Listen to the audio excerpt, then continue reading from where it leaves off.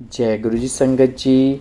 गुरुजी के परिवार गुरुजी today blessings में आपका स्वागत है। चैनल पर नए हैं तो चैनल को शेयर करें और सब्सक्राइब करें और साथ में लगे हैं बेल आइकॉन के बटन को प्रेस करके ऑल पर क्लिक कर दें ताकि डेली अपलोड होने वाले हमारे प्यारे गुरुजी सत्संग और ब्लेसिंग संगत जी आप तक पहुंच सके। संगत जी, अगर आप अपना सत्संग गुरु जी के प्यार से चैनल पर अपलोड करवाना चाहते हैं, पूरी दुनिया की संगत के साथ शेयर करना चाहते हैं, तो डिस्क्रिप्शन बॉक्स में दिए गए हमारे व्हाट्सएप नंबर पर आप अपना सत्संग वॉइस मैसेज के रूप में रिकॉर्ड करके हमें भेज सकते हैं ताकि हम गुरु जी के प्यारे से चैनल पर आपका सुंदर सा सत्संग अपलोड कर सकें। जय गुरु जी। आज का सत्संग संगत जी बहुत ही प्यारा और खूबसूरत सत्संग है और ये जलंधर मंदिर का सत्संग है संगत जी। और ये सत्संग हमारे साथ शेयर किया गुरु जी की बहुत ब्लेस संगत है जलंधर से आरती आंटी जी ने। मैं दिल से उनका शुक्राना करता हूँ कि उन्होंने गुरु जी से आज्ञा लेकर गुरु जी के प्यारे से चैनल पर अपना सत्संग शेयर किया। चलिए सत्संग स्टार्ट करते हैं। जय गुरु जी। जय गुरु जी संगत जी। ओम नमः शिवाय। शिव जी सदा सहाय। ओम नमः शिवाय। गुरु जी सदा सहाय। संगत जी, आप सबके साथ जो मैं ये सत्संग शेयर कर रही हूँ ये कल का ही है। एक्चुअली जो जलंधर मंदिर है वो थर्सडे और संडे को खुलता है शाम को 5:30 से 7 बजे तक। तो हमारे घर से तकरीबन अगर अपनी मतलब कन्वेंस पे हम ना जाएं एक्टिवा या कार पे और अगर पब्लिक ट्रांसपोर्ट यूज़ करें ऑटो या फिर कुछ भी रिक्शा वगैरह तो हमें काफ़ी टाइम लग जाता है। मतलब मेरे घर से वो दूर है, दूसरा ही एरिया पड़ जाता है एक साइड पे। और मेरे घर से 3 कन्वेंस चेंज करके हमें मंदिर पहुंचना होता है। तो मैं घर से निकली 6:15 के करीब कि 7 बजे तक मंदिर का टाइम है। मेरे पास एक्टिवा नहीं थी उस दिन, तो मैं निकल ली कि मैं ऑटो से जाती हूँ। तो मैं जैसे ही घर से निकली तो मुझे कोई ऑटो ही ना मिले और तकरीबन 1.5-2 किलोमीटर तक कोई ऑटो नहीं और मैं ऐसे ही पैदल चलती जा रही हूँ और मन में घबराहट भी हो रही थी क्योंकि एक्चुअली मेरे पास फ़ोन भी नहीं था। मेरा फ़ोन ख़राब हो गया था, चार्ज नहीं हो रहा था। तो मैं ऐसे ही घर से निकल गई अकेली और फ़ोन भी मेरे पास नहीं था और मैंने वॉच भी नहीं पहन रखी थी। बस एक आइडिया था मन में आ रहा कि 6:15 निकली हूँ तो अब 6:30 हो गए होंगे। तो फिर रास्ते में मैंने चलते चलते काफ़ी दूर मैं चलती गई। जैसे मैंने बताया कि मैं 1.5-2 किलोमीटर तक पैदल ऐसे ही चलती रही क्योंकि कोई ऑटो जाने वाला ही नहीं मिल रहा था। कुछ शहर में मतलब ऑटो बंद किए थे किसी एरिया के, तो उस तरफ ऑटो जा ही नहीं रहे थे।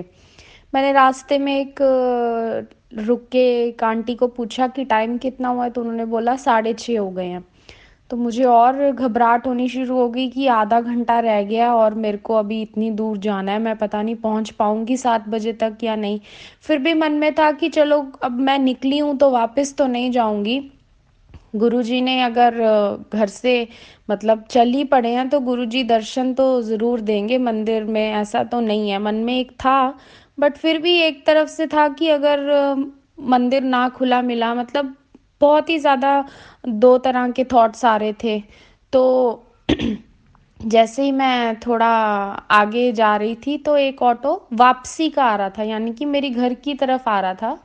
वो उधर मंदिर की तरफ नहीं जाना था, तो उसको मैं मतलब ऑटो को मैं ले नहीं सकती थी। तो लेकिन उस ऑटो पे लिखा हुआ था गुरुजी।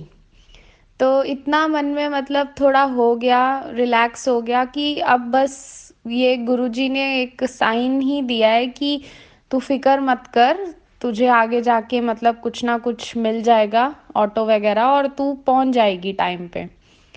तो थोड़ा सा ही मैं आगे गई तो मुझे संगत जी ऑटो मिल गया और देन चल रहा है ऑटो। और जैसे ही मतलब फिर मतलब 2 ऑटो चेंज करने थे। जिस ऑटो पे मैं बैठी थी उसके बाद एक और ऑटो चेंज करना था मंदिर तक पहुंचने के लिए बस स्टैंड से। तो जैसे ही मैं बस स्टैंड पे पहुंची मैंने ऑटो वाले को पूछा क्या टाइम है, तो 10 मिनट पड़े थे, सिर्फ 6:50 हो चुके थे।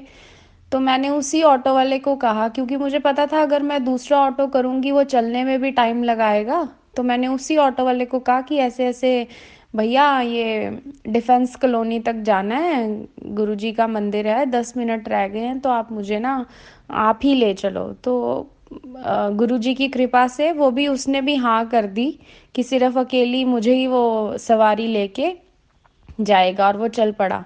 तो मैंने उसको बोला कि अंकल बस 1 मिनट ही मेरे को माथा टेकना है। तो वो कहता है चलो ठीक है, मैं वापसी भी आपको ले आऊँगा, आप 10 मिनट लगाना चाहे। मैंने बोला नहीं, गुरुजी के मंदिर में बस वहीं रुकने तो देते ही नहीं है, बस माथा टेक के प्रसाद लेके और मैंने आ जाना है। तो कह रहा ठीक है।